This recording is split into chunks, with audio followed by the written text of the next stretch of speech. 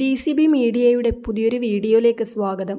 പൊതുമേഖല, സ്വകാര്യമേഖല bank account ഉള്ള അതോടൊപ്പം തന്നെ ATM കാർഡ് ഉള്ളവരെല്ലാം ശ്രദ്ധിക്കേണ്ട പ്രധാനപ്പെട്ട അറിയിപ്പുകളാണ് നിങ്ങളുമായി ഷെയർ ചെയ്യുന്നത്. ചാനൽ ആദ്യമായി കാണുന്നവർ സബ്സ്ക്രൈബ് ചെയ്യുക. വീഡിയോ ഇഷ്ടമായാൽ ലൈക്ക് കൂടി ചെയ്യുക.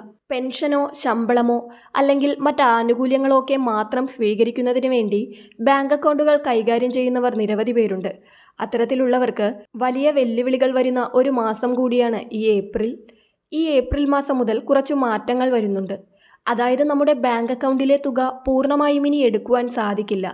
ബാങ്കുകൾ നിശ്ചയിച്ചിരിക്കുന്ന മിനിമം ബാലൻസ് സൂക്ഷിച്ചില്ലെങ്കിൽ നമ്മളിൽ നിന്ന് പിഴ ഈടാക്കുന്നതായിരിക്കും. മുൻപും ഇത്തരത്തിൽ പിഴ ഈടാക്കുന്ന നടപടികൾ ഉണ്ടായിരുന്നെങ്കിലും ഈ പുതിയ സാമ്പത്തിക വർഷം മുതൽ ഇത് കർശനമാക്കുകയാണ്. എല്ലാ ബാങ്കുകൾക്കും വ്യത്യസ്ത തരത്തിലാണ് minimum balance. Zero balance account ഉള്ളവർക്ക് ഇത്തരത്തിൽ പ്രശ്നങ്ങളൊന്നുമില്ല. മറ്റ് നോർമൽ സേവിങ്സ് അക്കൗണ്ടൊക്കെ ഉള്ളവർക്കാണ് ഇത്തരത്തിൽ മിനിമം ബാലൻസ് സൂക്ഷിക്കേണ്ടത്.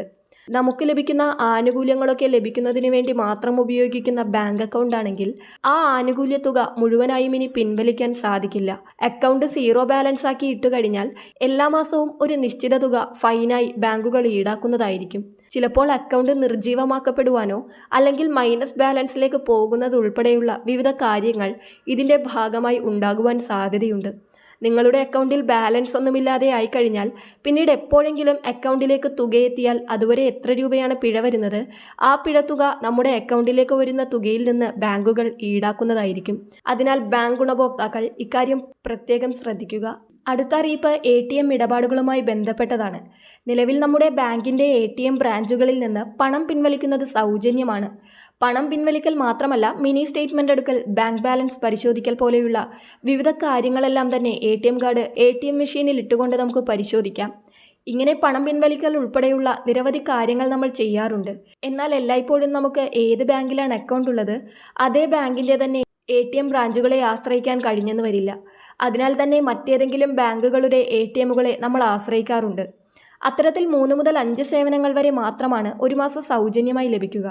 അതിനുശേഷം മറ്റ് ബാങ്കുകളുടെ ATM വഴിയുള്ള ഓരോ ഇടപാടിനും ബാങ്ക് ഒരു നിശ്ചിത നിരക്ക് ഈടാക്കാറുണ്ട്. മുൻപ് 17 രൂപ വരെയായിരുന്നെങ്കിൽ ഇപ്പോൾ അത് 23 മുതൽ 25 രൂപ വരെയാണ് ഉയർത്തിയിരിക്കുന്നത്. വിവിധ ബാങ്കുകൾക്ക് വ്യത്യസ്ത നിരക്കായിരിക്കും. അതിനാൽ തന്നെയാണ് 25 രൂപ പരമാവധി എന്ന രീതിയിലേക്ക് എത്തിയിരിക്കുന്നത്.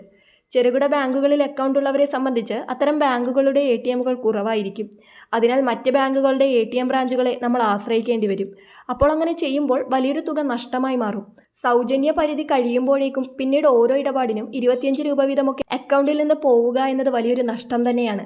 അപ്പോൾ ATMൽ ഇടപാടുകൾ നടത്തുന്നവർ ഇക്കാര്യം കൂടി പ്രത്യേകം ശ്രദ്ധിക്കുക. ഇതിൽ പ്രധാനമായും ബാലൻസ് പരിശോധിക്കൽ, മിനി സ്റ്റേറ്റ്മെൻ്റ് എടുക്കൽ തുടങ്ങിയ വിവിധ കാര്യങ്ങളും ഉൾപ്പെടുന്നതാണ്. അടുത്ത അറിയിപ്പ്, പ്രധാനമന്ത്രി ജീവൻ ജ്യോതി ബീമാ യോജന എന്ന ഇൻഷുറൻസ് സ്കീമിൽ ചേർന്നിട്ടുള്ളവർക്ക് 436 രൂപയാണ് ഇൻഷുറൻസിൻ്റെ തുകയായി അടയ്ക്കേണ്ടത്. 2 ലക്ഷം ലഭിക്കുന്ന ഒരു ലൈഫ് ഇൻഷുറൻസ് കവറേജാണിത്. അതിനാൽ തന്നെ ഇൻഷുറൻസിൻ്റെ തുക ഡെബിറ്റ് ചെയ്യപ്പെടുന്ന ഒരു മാസമാണ് മെയ് മാസം. ഇതിനെ സംബന്ധിച്ചുള്ള അറിയിപ്പ് നമ്മുടെ ഫോണിലേക്ക് വരും. 436 രൂപ നമ്മുടെ അക്കൗണ്ടിൽ നിന്നും പദ്ധതിയിലേക്ക് ഡെബിറ്റ് ആകുന്നതായിരിക്കും. അതിനാൽ 436 രൂപയിൽ കൂടുതൽ തുക അക്കൗണ്ടിൽ കരുതുവാൻ എല്ലാവരും ശ്രദ്ധിക്കുക. എപ്പോൾ വേണമെങ്കിലും തുക ഓട്ടോ ഡെബിറ്റ് ചെയ്യപ്പെടും. ഈ രീതിയിലാണ് ഇൻഷുറൻസ് പുതുക്കുന്നത്. അതിനാൽ ഇക്കാര്യങ്ങൾ ബാങ്ക് അക്കൗണ്ട് ഉടമകൾ ശ്രദ്ധിക്കുക. വളരെ പ്രധാനപ്പെട്ട ഇൻഫർമേഷൻ മറ്റുള്ളവർക്ക് കൂടി ഷെയർ ചെയ്യുക. പുതിയൊരു വീഡിയോയുമായി വീണ്ടും കാണാം.